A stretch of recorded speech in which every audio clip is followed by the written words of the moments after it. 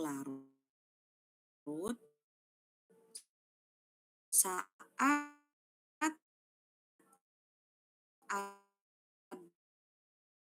ada medan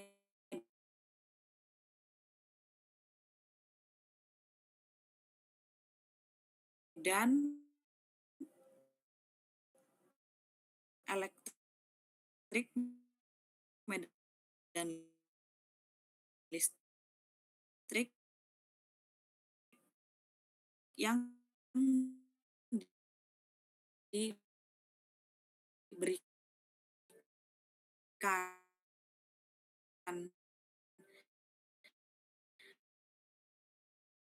Nah,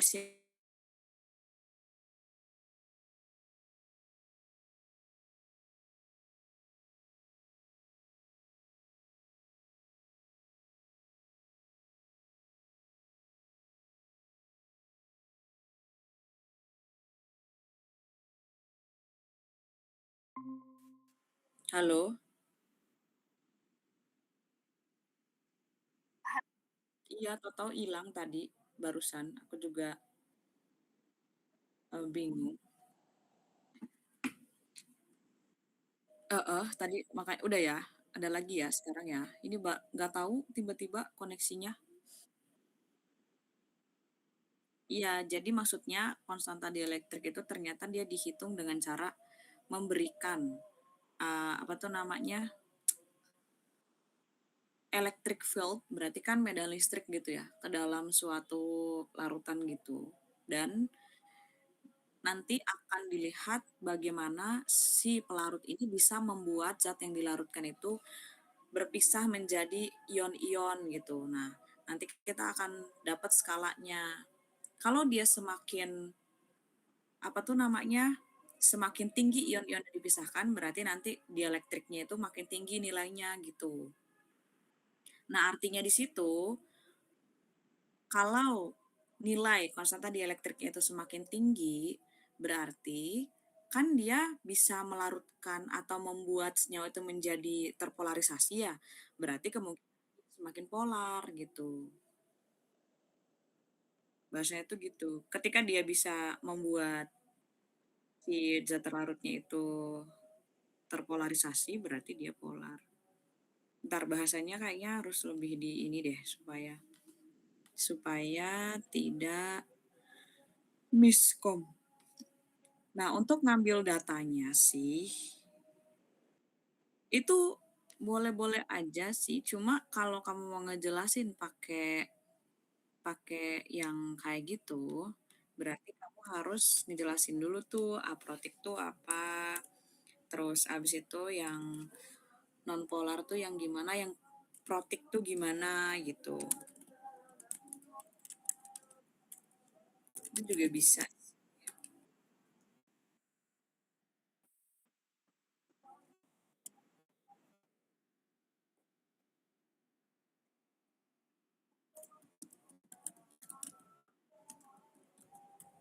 Bentar.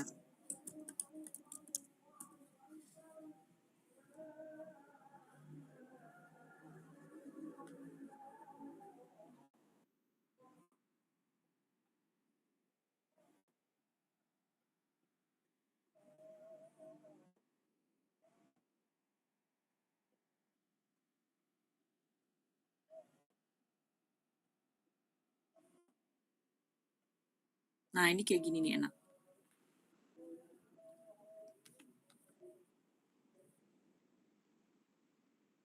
Oh, share screen-nya mati. Oh, sorry, sorry. Jadi, penyalain lagi ya. Nah, ini enak nih ngeliatnya nih. Nah, jadi pas sebelum kamu kayak ngejelasin si PPT kamu tadi yang di mana ya? Di sini ya. Eh, tarik dulu lah. Nah, ini kan ada banyak ya itu protik. Nah, sajikan dulu bahwa solvent itu atau pelarut itu ada dua jenisnya, ada yang nonpolar, ada yang polar. Nah, polar ini bagilah menjadi polar protik dan apolar protik. Salah. Polar protik sama polar aprotik. Nah, ini yang harus dibedakan lagi. Kalau nonpolar itu adalah pelarut-pelarut yang memang dia sifatnya nonpolar dan dia bisa melarutkan si senyawa-senyawa nonpolar. Tapi kalau pelarut yang solvent polar itu ada 2 jenis, ada protik dan aprotik. Kalau protik ini dia apa ya bedanya? Wow, aku pun tidak memahami ini, sabar. Kalau protik adalah contain group that are able to form hydrogen bond. Tapi kalau aprotik itu polar protic solvent are highly polar because of blah blah blah blah. Polar solvent are group with medium range of polarity. They are polar because of polar bond like COSO, but the polarity is not high as a bla bla bla, typical of aprotic solvent. Oke, nah ini bisa nih di kamu kasih jelasin di sampingnya begitu, baru atau ini tabel ini kamu taruh aja di samping kanan. Tetapan dielektrik ini samping kiri. Ah, ini tulisannya gede banget. Aduh, ya aku tahu sih nggak boleh kecil-kecil, tapi kalau menurut aku setelah aku melihat di sini PPT-nya bagus-bagus aja dan mereka ngejelasinnya oke-oke aja, ketika dia kecil-kecil kita tetap bisa baca juga, nggak harus yang gede-gede kayak gini juga. Atau mau dibuat beda-beda slide juga bisa. Jadi kayak kamu ngejelasin dulu solvent itu ada apanya aja gitu. Nah, ini bisa kamu citasi, citasi yang kamu lihat di sini ada nggak ya citasinya, Bro?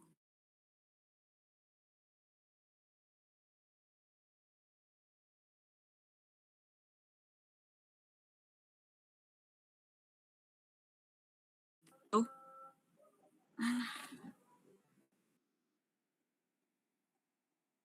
aku sebenarnya udah pakai yang WiFi, pakai HP aku sendiri. Tapi aku nggak tahu kenapa dia kayak gini.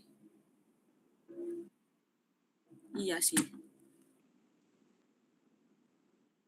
kenapa hujan menyebabkan susah sinyal.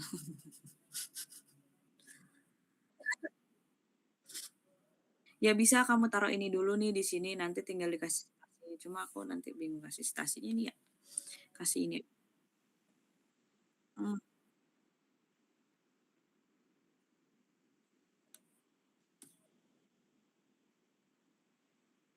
Ya iya kan orang nggak tahu kalau baca ini doang mah, mereka juga nggak tahu protik apa kan.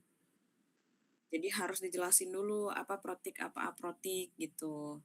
Nanti baru kita lihat. Nah, setelah kita tahu definisi polar aprotik, sekarang kita cek untuk tetapan dielektriknya. Nah, ternyata kalau pelarut yang nonpolar, dia tetapan dielektriknya tuh scale-nya itu ada di 2 sampai 6 gitu. Nah, kalau kita compare sama yang aprotik, ini kan dia polar tapi dia under protik gitu ya. Jadi masih levelnya di bawah si protik nih. Nah, dia nilainya dari 2 sampai dia ada 40-an, 47 gitu kan. Ya ada sih yang 47, 21, 37, 38, 47 gitu. Jadi kalau kita bandingkan aja pertama yang nonpolar sama protik, ini bisa kita range, kita ambil rata-rata, oh ternyata yang nonpolar itu punya tetapan dielektrik yang lebih rendah daripada yang aprotik. Nah sekarang kita bandingkan yang aprotik dengan protik. Kalau kita lihat dari polanya di sini, aprotik masih punya angka 2, artinya range-nya masih dari 2 dan mentok di 47. Tapi kalau protik itu dari 6 sampai ke 80. Nah itu berarti kita bisa range kan, kita bisa, apa tuh namanya, diferensiasi bahwa protik ini dia punya tetapan dielektrik yang lebih tinggi. Nah, dari sini kita bisa ambil konklusi kesimpulan bahwa ketika dia tetapan dielektriknya lebih tinggi, maka itu dia semakin polar gitu. Ini kalau misalnya muncul nih di ITB gitu penjelasan yang kayak gitu, orang tuh bakal nanya gini, "Oh, Tapi kok itu ya di yang aprotik tuh dia punya dioksana, dia 2,3. Kenapa dia nggak masuk di yang, apa tuh namanya, si nonpolar? Kenapa dia masuknya di aprotik gitu? Kenapa dia masuknya ke aprotik bukan masuk ke nonpolar padahal dielektrik dia 2,3. Nah, kalau kalau ada pertanyaan kayak gitu, berarti kita lihat dari strukturalnya. Kalau kita mau membedakan ini protik aprotik itu beda beda bahasan dengan konsentrasi elektrik. Kalau aprotik, kalau pembedaan aprotik dan nonpolar itu kan berdasarkan strukturalnya. Kita lihat si apa dioksana ini dia punya struktur. Aduh, pen aku jauh lagi. Bentar ya aku ambil.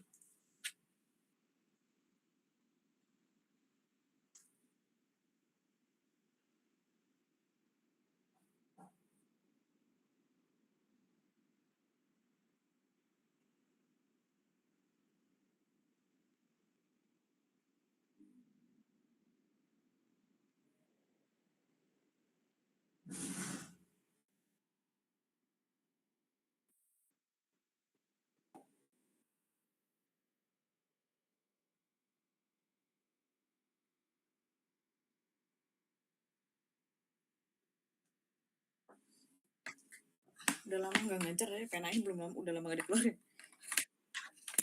Soalnya banyak kegiatan banget, jadi aku belum sempet ngajar. Asli tidur juga 2 hari sekali, cuy. Oke, ini ada tetapan misalnya dioksana nih, kalau dioksana. Coba dioksana aneh banget. Dioksen, dioksen structure.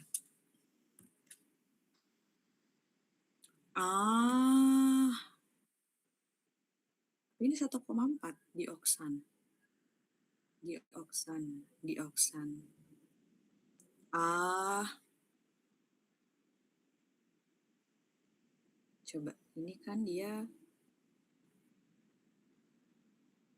Oh, kalau dilihat kalau etil asetat. Etil, mana etilnya? Ini etil asetat. Oh iya, etil asetat. Dia masuknya ke 6. Kenapa dia yang nonpolar ya? Coba kalau etil asetat. Makanya data ini tuh dipertanyakan. CH3, CO, O, CH3. CH2, CH3, misalnya gitu. Berarti ini harusnya kumpulnya ke tengah. Sebentar. Kalau dia aprotik, berarti kan kita mengkategorikan tuh si pelarutnya itu dia dalam kategori pelarut yang polar. Polar itu berarti dia punya 2 kutub kan. Polar itu dia bisa punya gini, polar itu adalah molekul yang dia punya pemisahan muatan gitu. Jadi misalnya ini satu molekul gitu kan, dia bisa memisahkan muatan di molekul tersebut. Itu molekul polar gitu. Jadi dia terpolarisasi, di sini ada min, ada plus gitu ya. Jadi di sini ada banyak elektron, di sini ada plus. Nah, kenapa sih yang benzen ini dia misalnya termasuk nonpolar? Ya karena benzen kan strukturnya CH3, CH2, atau aku kalau singkat benzen tuh beginilah, ini semua CH2 sama kan.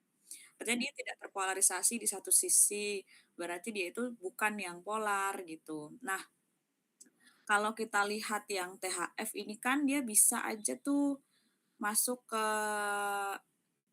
apa tuh namanya sisi yang, nah kalau misalnya kayak yang ini aja nih yang CH3Cl berarti kan dia ngumpul di CH3Cl itu yang paling mudah deh. Kalau yang THF nih, THF kenapa dia masuk yang aprotik? Karena THF tuh kan dia ada CH2 CH2 tetra tetrahidrofuran ya. Tetrahidrofuran THF. CC. Kayaknya kalau furan tuh harusnya ini deh, apa? Siklik deh. Ini kayaknya kamu harus mencarinya ini deh, apa tuh grafiknya yang ada langsung.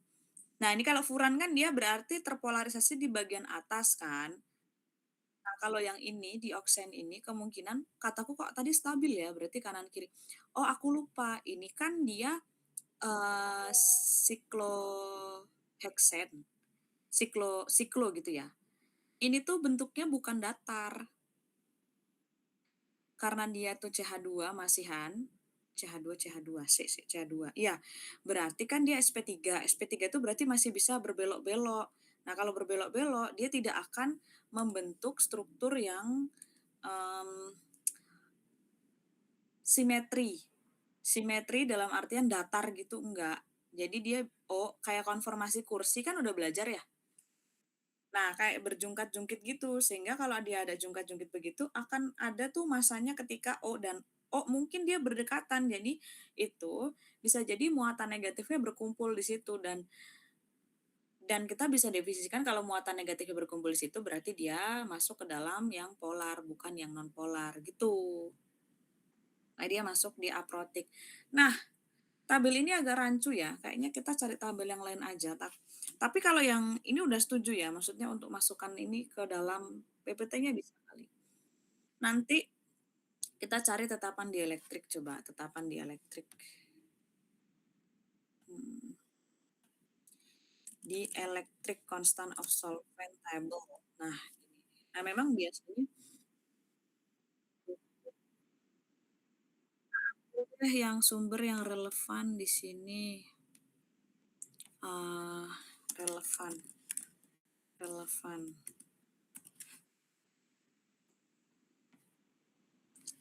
Nah, ini tapi itu udah bagus sih, karena dia udah membedakan tuh mana yang protik dan aprotiknya sebenarnya.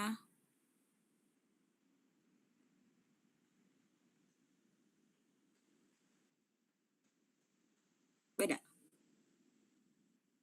beda. Alah, yang mana ya? Yang mana tadi dia? Nah, ini dia. Ini penelitian bukan ya?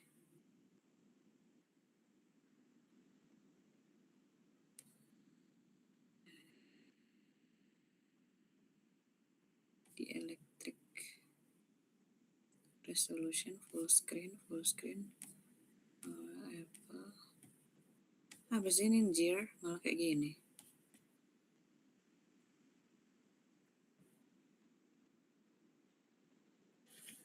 Hah? Oh, aman sih kalau nyari buku harusnya. Etil apa buku apa? Kamu mau cari buku apa emang ya?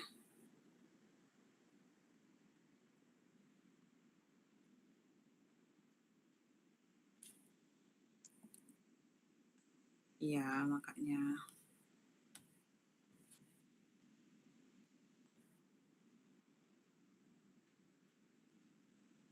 Ini ada sih daftarnya sebenarnya kalau mau ngambil tuh kayak dari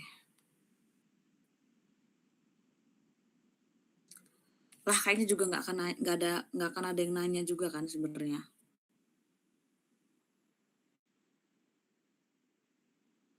Iya, cuma kan kita harus menjelaskan itu kalau misalnya ditanyain gitu ya. Tapi kan tadi penjelasannya sebenarnya cukup oke juga sih maksud aku, itu bisa jadi alasan juga.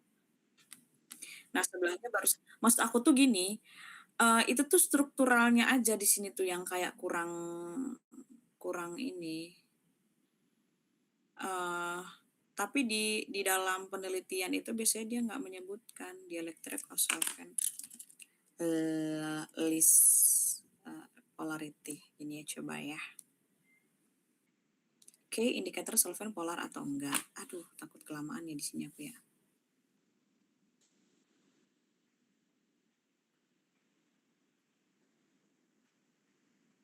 Ini juga bisa sih.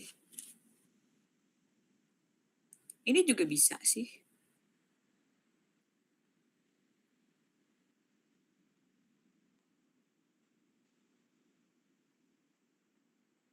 Kenapa?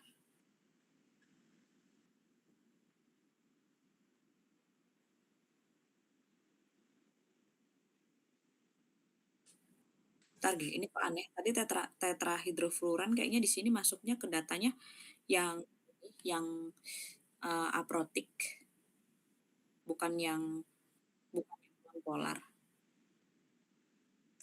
Aneh ini datanya nih, aneh ini datanya. Datanya aneh tuh. Ya boleh sih pakai itu nggak papalah, maksudnya itu cuma minusnya itu di situ nggak ada strukturnya aja. Kalau di kepala aku sih konsepnya kayak gitu aja. Di sini bisa dikasih mana tadi punya kamu tadi? Loh loh mana ya?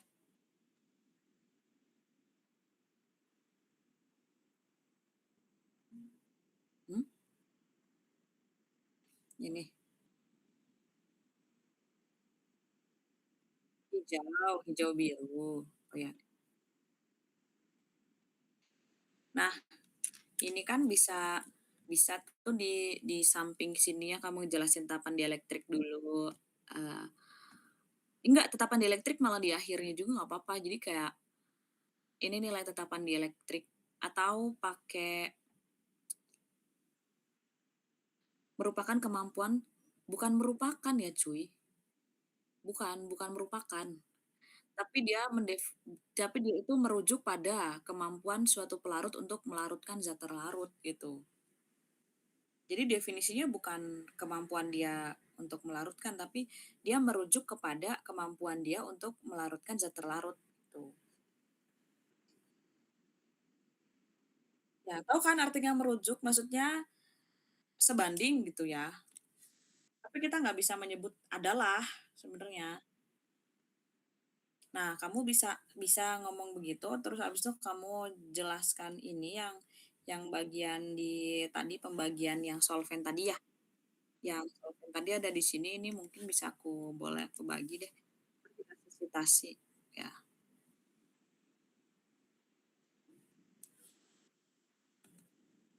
linknya di sini aku kasih. Nah, bisa tuh di situ nanti terus habis itu kamu baru ngejelasin terkait kan udah dibagi tuh, mereka udah tahu paham apa itu pola-pola baru tuh kasih ini gitu, oke? Ini mau ngejelasin apa yang ini?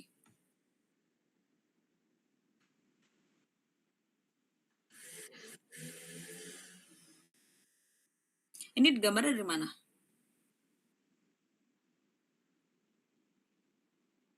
Iya, pokoknya kasih deh, aku ntar kalau ngajar juga aku minta kasih mahasiswa aku kasih citasi, nggak bisa kalau gambar kayak gini doang. Kecuali kalau bikin sendiri nggak apa-apa nggak kasih citasi.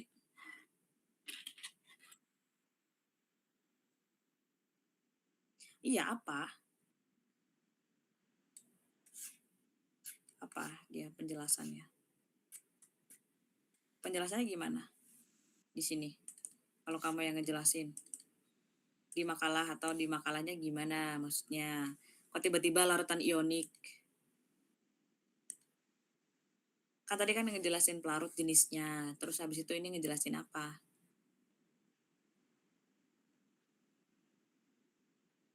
Mhm. Ini pelarutnya apa ini kalau H2O ini? Protik atau aprotik?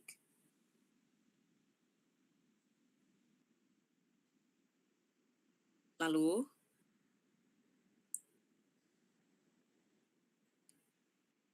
ini senyawa apa ini? Jenisnya ikatannya apa? Berarti senyawa apa? Nah, berarti larutan ini, si protik ini, bisa dia melarutkan si NaCl nggak? Nah, berarti bisa kita kategorikan ini kan, kalau aku ngebaca dari gambar ini berarti, oh kalau gitu kan tadi kita baru definisiin bahwa, oh yang polar tuh bisa ngelarutin polar, yang apolar bisa ngelarutin yang apolar gitu, yang non polar. Sekarang kalau kita punya senyawa ionik dia akan larut di yang mana? Ya kalau kita punya ionik berarti dia masuk kategorinya di dalam pelarut protik, contohnya H2O. H2O ini kan masuk ke pelarut protik kan, tapi pada faktanya dia bisa tuh untuk melarutkan NaCl. Ya secara visualisasi kalau kita gambarkan, ini apa ini? Minus ini apa? Ion Cl. Yang plus ini adalah ion Na, di mana di sini dia terpisah, berarti dia ini terlarut di dalam pelarut H2O ini. Nah, sebenarnya setahu aku tuh ya kalau Cl sama Na yang dikelilingi air ini tuh jumlah airnya 6 sih yang mengelilingi ionnya. Dalam artian itu aku nggak tahu ini bener atau enggak gambarnya. Tapi kalau cuma buat ilustrasi, nggak apa-apa ya kamu jelasin aja sebenarnya, setahu saya yang ideal itu Na-nya dikelilingi oleh 6 H2O, Cl-nya juga 6 H2O begitu.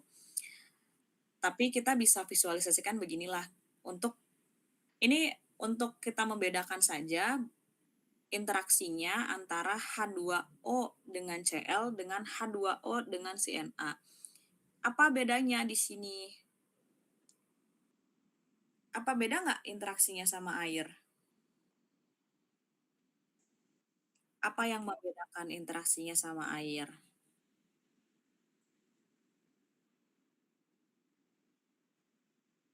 Kalau yang Na,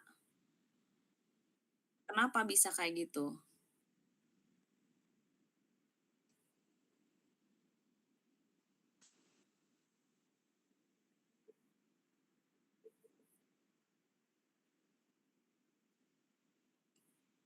Terus? Maksudnya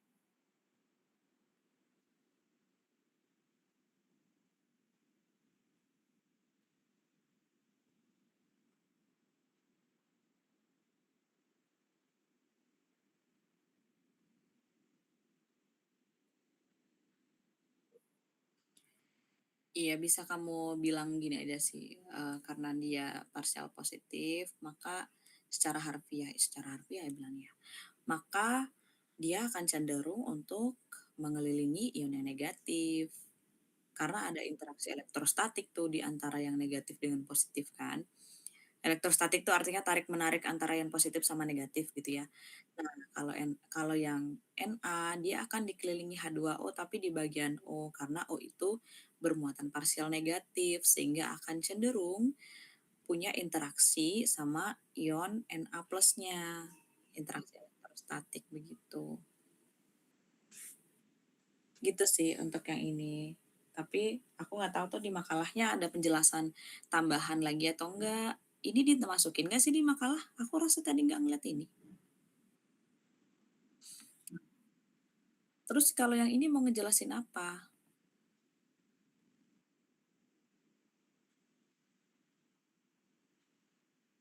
Gimana penjelasannya, Mang?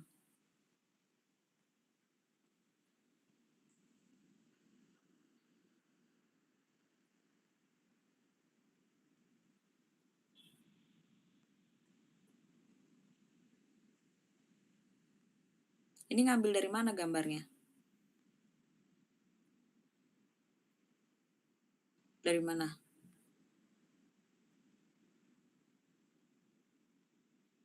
Mhm.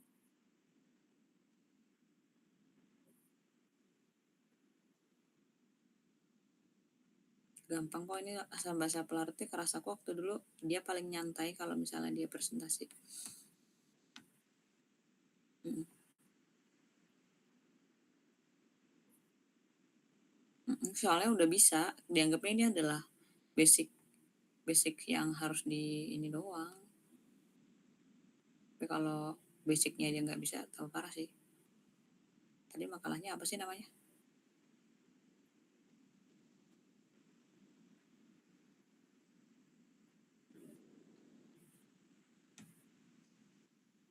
Oh iya, sorry sorry.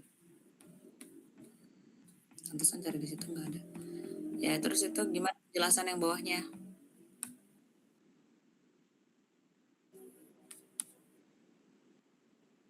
Ini mah dari YouTube, kamu mah.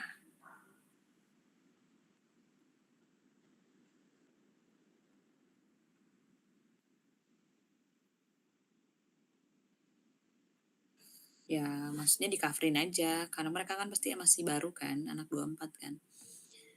Coverin aja kalau misalnya nggak ini tuh.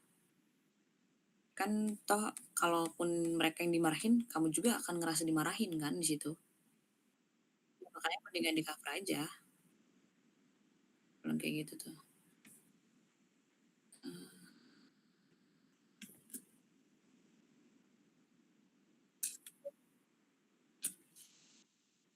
Kayak nggak apa-apa deh, yang penting udah ada ininya, udah ada apa ini market kripto anjir?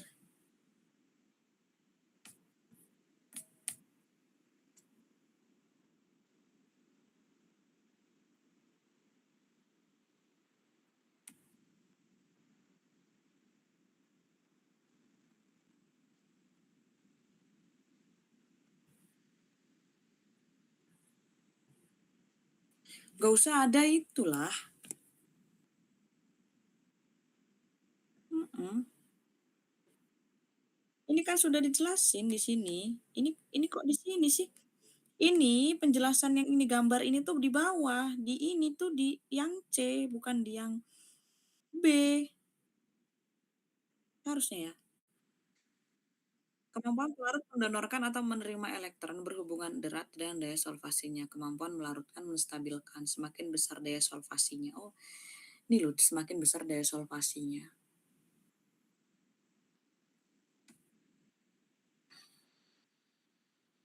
Ya itu kan gambarnya, kalau kamu baca ini kan, penjelasan yang di sini itu gambarnya bukan itu.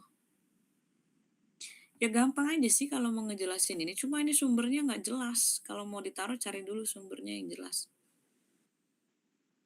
Ini kan mau ini kan, bukan contoh sih, ini sama atasnya sama aja, mau ngejelasin sama aja.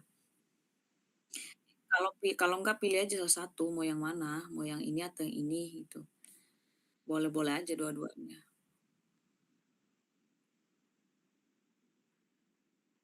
Iya, sifat donor akseptor elektron. Iya, kok jadi itu? Itu kan sifat donor, dan akseptor elektron kan. Yang mana yang donor elektron, yang mana yang akseptor elektron coba? Sifat donor dan akseptor, bergantung pada sifat donor dan akseptornya. Jadi maksudnya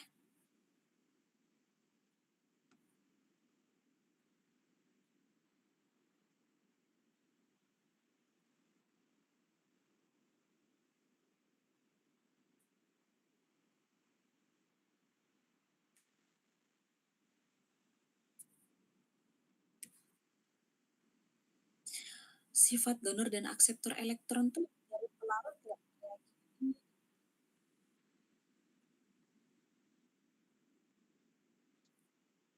Sifat donor dan akseptor elektron dari suatu pelarut itu, ini harusnya penjelasannya dia gini, sifat donor dan elektron dari suatu pelarut itu dia akan mempengaruhi jenis pelarut tersebut. Kalau sifatnya donor elektron, kalau donor elektron tuh berarti H2O ya. Berarti dia akan gimana, kalau akseptor elektron akan gimana, itu harusnya penjelasannya tuh begitu. Ada senyawa yang dia sifatnya donor elektron, ada yang sifatnya itu akseptor elektron. Kok malah penjelasan solvasi?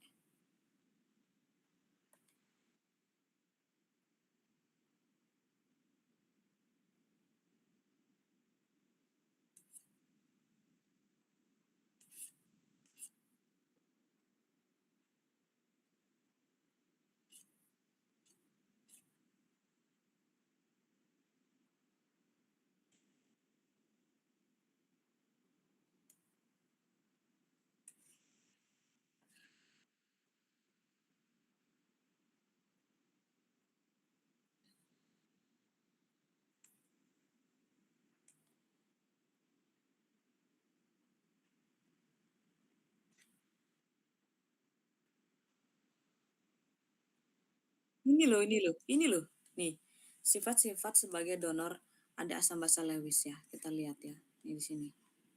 Nah ini udah ada loh, kita tinggal ngeliatin aja tetapan dielektriknya gimana. Asam sulfat ini kan berarti dia itu masuknya ke dalam yang polar, nilainya 107. Kita lihat yang kecil, Tapi di sini nggak ada yang kecil banget. Nih, kemampuan suatu pelarut menjaga zat terlarut tetap dalam larutan saat bergantung pada kemampuan mesin. Ini aneh banget ya penjelasannya. Oh, ini aja deh kalau gitu yang ini aja nih.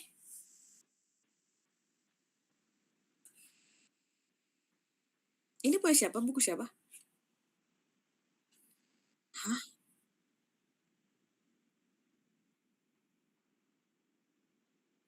Cotton?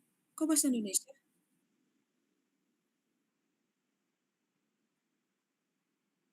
Bagi zat terlarut ion, terdapat kation dan anion yang akan tersolvasi. Biasanya ukuran kation lebih kecil. Solvasi kation adalah yang terpenting. Sederhana hakikatnya ialah proses pembentukan kompleks dengan ligan berupa molekul pelarut. Iya, benar sih. Urutan kemampuan koordinasinya adalah sebagai berikut. Sifat akseptor biasanya kurang dinyatakan secara khusus. Ujung positif dari molekul pelarut dipol akan mengatur diri ke arah anion. Perlu diperhatikan bahwa pada umumnya tetapan dielektrik dan kemampuan mensolvasi ion merupakan sifat yang berhubungan, cenderung naik secara serentak namun tidak ada korelasi secara kuantitatif. Makin polar, tetapan dielektriknya makin naik, walaupun derajat ikatan hidrogen juga memainkan peranan penting. Pada saat yang sama, makin polar, makin baik untuk menggunakan kutub negatif dan positifnya berturut-turut mensolvasi kation dan anion. Sabar. Pada saat yang sama, makin polar, makin baik. Paham. Korelasi sama ini, sifat donor dan akseptor proton.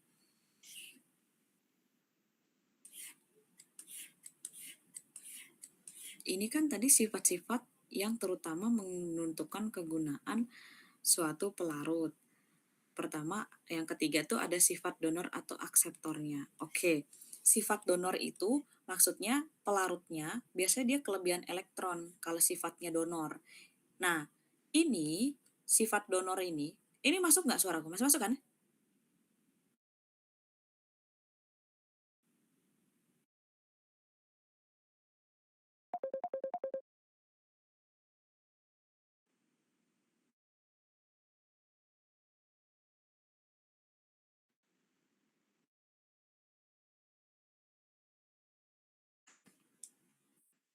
Halo? Halo? Oke. Nah, gini loh, kalau kalau kamu lihat di Cotton Wilkinson ini ya, jadi sifat-sifat ini kan yang menentukan kegunaan pelarut ya, iya nggak? Nah, yang ketiga itu ada sifat donor dan akseptor. Apa maksud dari sifat donor dan akseptor? Kamu dengerin. Jadi maksudnya gini, kalau donor itu berarti si pelarutnya itu bersifat sebagai donor elektron gitu. Contoh, dia itu bersifat sebagai ligan, biasanya gitu. Kalau misalnya dalam senyawa kompleks, dia biasanya pelarutnya dia bersifat sebagai ligan. Kalau akseptor, biasanya pelarutnya itu dia memiliki muatan yang positif gitu. Nah, kita harus kategorikan kalau kita mau memilih suatu pelarut tertentu, apakah dia itu nantinya berperan sebagai ligan kah atau sebagai si akseptor kah gitu, untuk digunakan sebagai pelarut. Nah, contoh-contoh yang ligan tuh gini loh, jadi yang mau dilarutin, jadi kan tadi ini konsepnya kita secara mudah aja bahwa ada pelarut sama zat terlarut.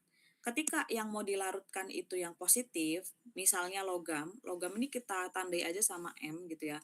Dia bisa Fe, bisa Cu, bisa Co. Dia muatannya positif gitu. Nah, masuklah ke dalam pelarut yang dia itu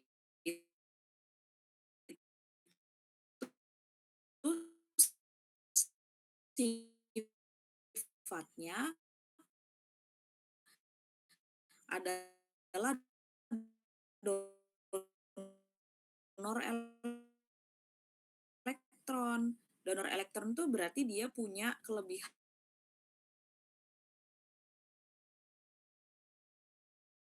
Anjir. Halo?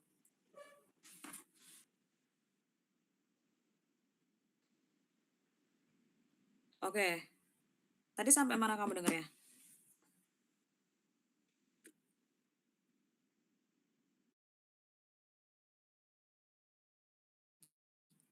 Gimana tadi penjelasannya?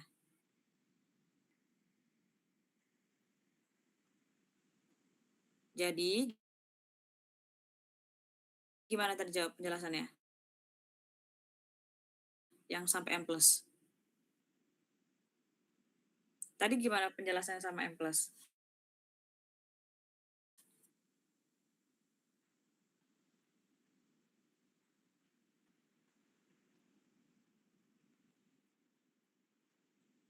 Aku nggak tahu koneksi aku tuh lagi aneh.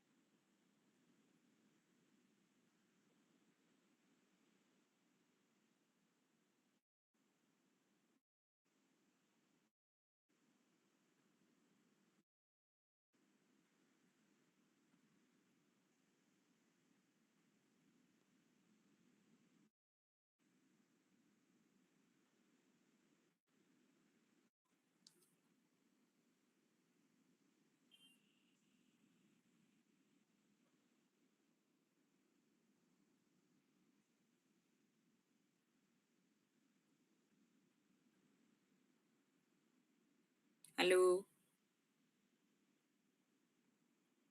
Halo? Oke. Kayaknya aku ada problem dengan koneksi, karena di sini juga WiFi-nya lagi gangguan. Jadi aku pakai koneksi mandiri sih. Kemarin aku ke kafe juga pakai koneksi mandiri, jadi kayak percuma juga. Mhm.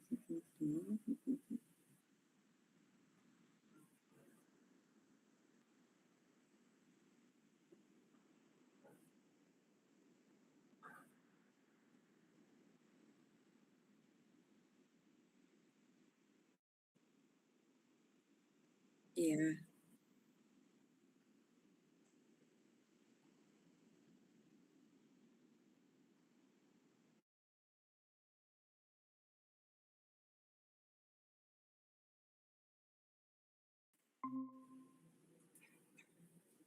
oke. Aku udah pulang lagi nih kayak koneksinya begini. Aku lagi nanyain koneksinya ini tuh. Halo?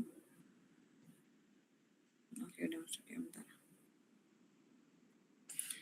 Nih, itu kayak provider ininya gak datang-datang. Kan jadi kayak ngabisin waktu ya kalau begini kan. Mana ya?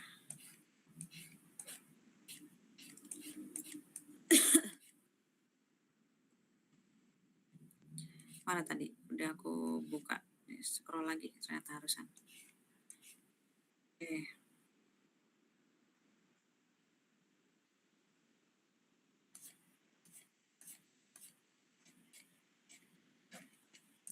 Iya, tahu.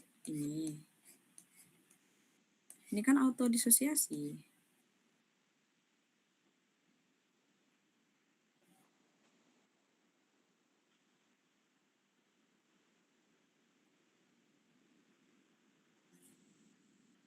Oh, bisa sih dari sini juga bisa. Kalau kita lihat donor reseptornya. Tinjauan ibunya tuh gini, kalau dari yang ini ya, bukan dari Cotton Wilkinson. Ya, dua-duanya nggak salah. Kalau dari ini, gini, ini gambarnya nggak terlalu jelas ya. Kita bisa juga jelasin dari sisi ini, bahwa kalau yang dia negatif, dia akan mengelilingi yang positif gitu kan. Kalau negatif itu kan artinya donor, donor elektron. Kalau yang positif kan berarti dia akseptor. Jadi ketika sifatnya di sini dia donor akseptor, maka dia akan mendekati tuh yang bagian, eee, Na gitu. Kalau yang akseptor kayak H, dia akan mendekati yang Cl. Gitu sih, bisa juga, nggak apa-apa. Sama, yang penting kalian bisa ngejelasinnya. Makanya tuh aku minta kamu ngejelasin tuh karena sebenarnya ini, apa, eee, yang aku sampein mungkin kan misalnya 100, nanti yang kamu tangkep bisa 80, nanti kalau disampein ulang tuh bisa jadi 60. Karena kemarin udah ada yang menegur tuh dari pihak situ, dari pihak dosen Unila sebenarnya kayak kemarin tuh, katanya diajarin Yundaken, diajarin Yundaken, terus si dosennya ngomong, "Enggak, penjelasan kamunya di makalahnya nggak salah, maksudnya, tapi mereka tidak bisa menjelaskan kembali isi yang mereka tuliskan itu," gitu. Jadi ya percuma,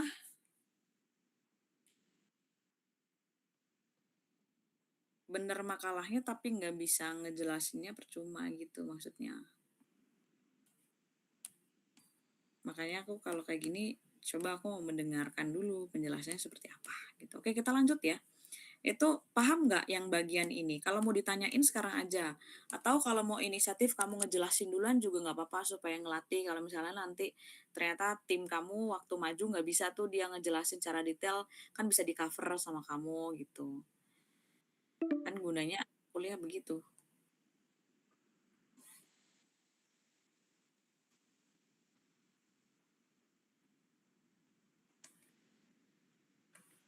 Ah, anjing koneksi.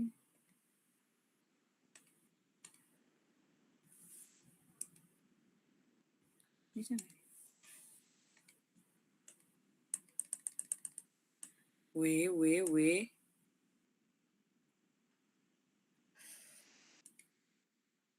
Oke.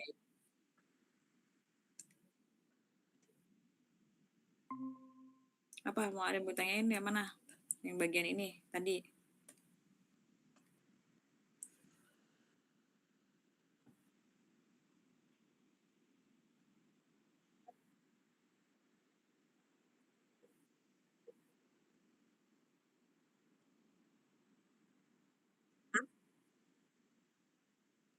Ya, sepemahaman kamu solvasi itu apa?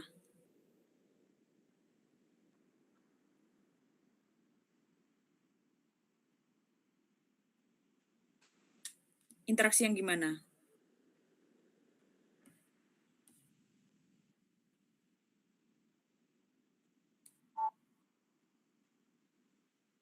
Mhm.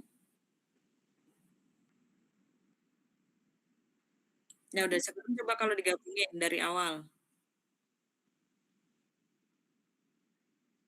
Mhm.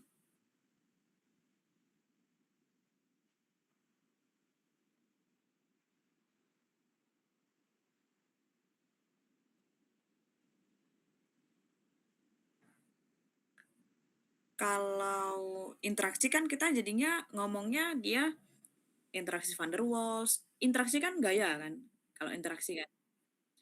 Artinya ada nilainya. Solvasi kan nggak ada nilainya, jadi jangan bilang dia interaksi, ya kemampuan aja.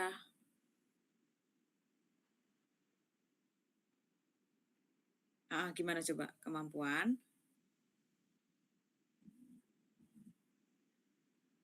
terus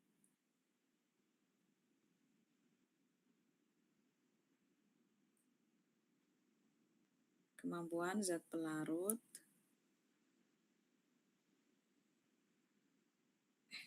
bisa juga ya. Peristiwa solvasi, mensolvasi, mengelilingi zat terlarut. Solvasi adalah peristiwa pengelilingan ya di kepala aku peristiwa. Peristiwa pengelilingan itu. Pengelilingan zat terlarut bisa jadi pakai peristiwa juga nggak apa-apa ya kayaknya ya. Kalau interaksi tuh kayak harus ada ininya deh, harus ada teorinya gitu ya. Ya enggak, dua-duanya udah timbal balik sih sebenarnya kalau di sini pelarut sama zat terlarut. Ya sebenarnya secara intinya tahu itu terjadi solvasi, berarti terjadi pengelilingan zat terlarut, zat oleh pelarut kan?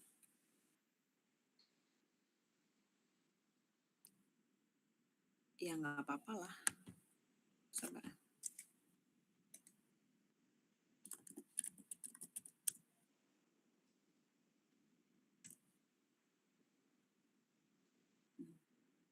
Proses yang melarutkan zat terlarut menghasilkan beberapa asosiasi antara molekul.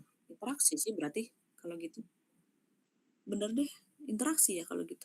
Tapi ini interaksi nggak sih sebenarnya? Parsial negatif dengan oh ya ding, interaksi elektrostatik. Maaf maaf, maaf maaf. Bener bener, interaksi elektrostatik, sorry sorry. Menimbulkan interaksi elektrostatik kan di sini. Jadinya ya benar, berarti definisinya adalah interaksi itu. Interaksi zat pelarut dengan terlarut untuk yaitu mengelilingi zat terlarutnya gitu, bisa kalau begitu. Terus apalagi yang masih bingung? Nah, tapi intinya ya kalau di sini kalau yang sepaham aku tuh sifat donor dan akseptor itu, si pelarut itu, ketika dia sifatnya donor, berarti dia akan berinteraksi sebagai donor elektron di situ. Contohnya si H2O ini, di mana dia itu akan mendonorkan si pasangan elektronnya. Bukan mendonor ya, ini ada interaksi. Nah, dia bisa juga tuh kalau dia sifatnya donor bukan di air, bukan disolvasi sebenarnya di senyawa kompleks sebenarnya kalau dia itu sifatnya donor elektron. Kalau dia mau menjelaskan donor elektron.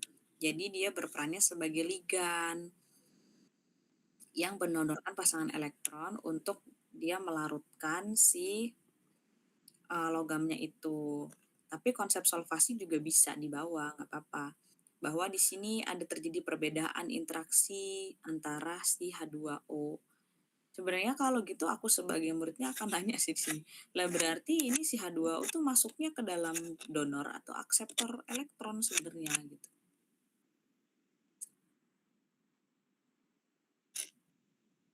Ya ini kan bisa donor dong pasti, donor, donor. Tapi dia bisa akseptor elektron nggak? Kalau akseptor elektron tuh berarti dia menjadi H2O min. Nggak pernah kan kita melihat H2O min, pernahnya H3O plus kan. Nggak pernah ada. Adanya OH min toh, adanya OH min kan. Adanya OH min, dia mengambil H. Ada OH min. Jadi kalau ditanya ini jadi sifatnya donor atau akseptor?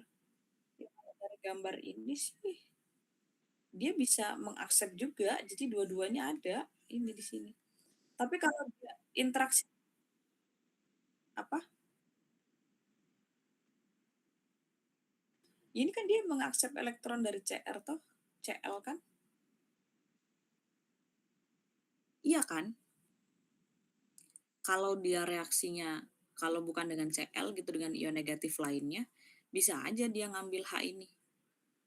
Misalnya dia CH3COO aja, min di sini. Ngambil dia H-nya jadi CH3COH. Begitu. Jadi kan dia pasti memberikan si ini kan memberikan hak kan berarti didonorkan ke sini kan.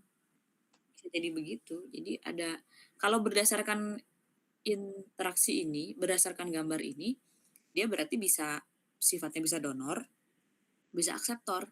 Donornya itu dari O ke Na, akseptor itu dari Cl ke H gitu.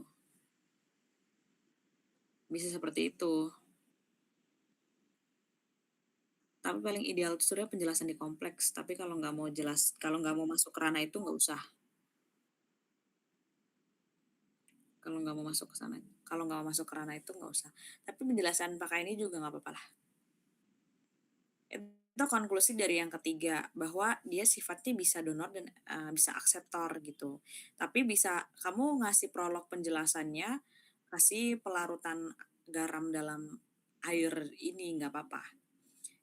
Jadi Tapi ini poin 3-nya kamu nggak tulis ya? Jadi di sini kasih judul, ini poin satu gitu, kalau ini satu berarti ini poin satu, yang ini poin 2. Nah ini bisa jadi poin 3. Nah nanti kan poin 4-nya bisa di auto disosiasi pelarut kan, itu poin 4 kan. Nah, di oke, gitu, jadi dia lebih jelas. Nah, sekarang untuk yang ketiga nih, di bagian donor dan akseptor, ini ada yang bingung lagi apa enggak? Alah, aman. Nah, sekarang kita masuk ke auto disosiasi. Disosiasi itu sebenarnya peristiwa apa?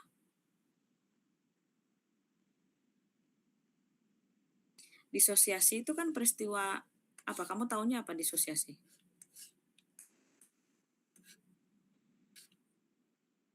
Iya, disosiasi itu peristiwa seperti apa? Ya berdisosiasi. Jadi kayak kalau kamu pernah dengar derajat disosiasi itu apa? Derajat disosiasi. Jadi misal nih ada Na plus atau apa ya? Hmm, ya inilah nih. Ini jadi tapi susah juga ya kalau kayak gini. Nah inilah um, HCl deh, HCl lah, HCl. Derajat disosiasi di H2O, HCl nih, HCl. Kalau ingat di materi asam basa ya, HCl ini ada mula-mula bereaksi dan sisa gitu ya. Kita bisa punya di sini satu, di sini juga satu, berarti nol gitu kan. Nah, di sini nol, nol, satu, satu, satu, satu.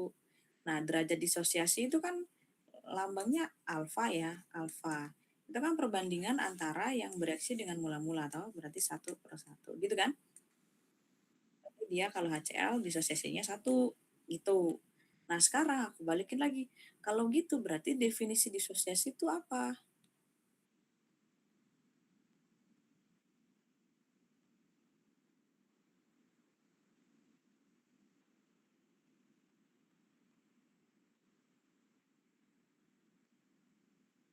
Kalau dari yang ini tadi penjelasannya apa disosiasi?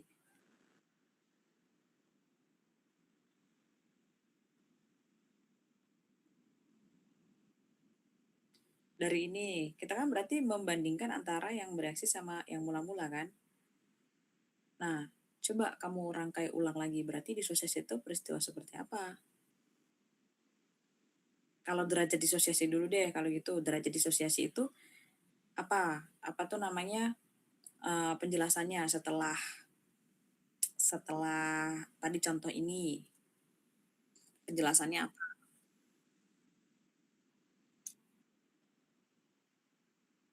Enggak, dari ini aja. Disosiasi dulu, ini loh dari ini dulu. Kan ini dia yang aku tulis angkanya, yang mula-mula itu aku taruh di atas, yang bereaksi, yang mula-mula itu aku taruh di bawah, yang bereaksi itu aku taruh atas. Dari perbandingan ini dulu, berarti derajat disosiasi itu adalah definisinya sebagai bukan kemampuan dulu.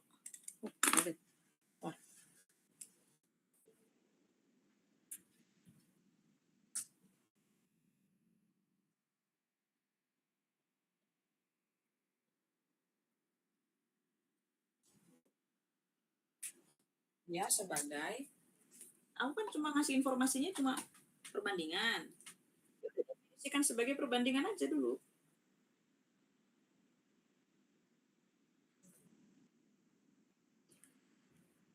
Loh, enggak kan aku tuh disosiasi adalah derajat disosiasi adalah kalau dari yang ini kan aku tadi membandingkan antara yang bereaksi sama yang mula-mula kan. Ya kalau yang bereaksi di sini dia 0,5 berarti disosiasinya berapa? Ya 0,5 dibagi 1 berarti 0,5. Gitu kan? Nah, berarti derajat disosiasi itu adalah apa yang aku bandingkan di sini tadi?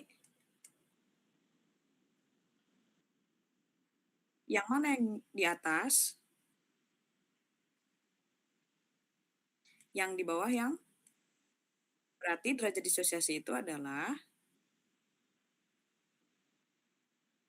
Heeh.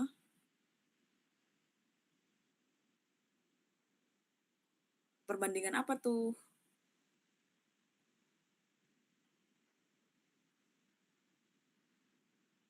Perbandingan apa ini aku tulis di sini? 1, 0,511 ini.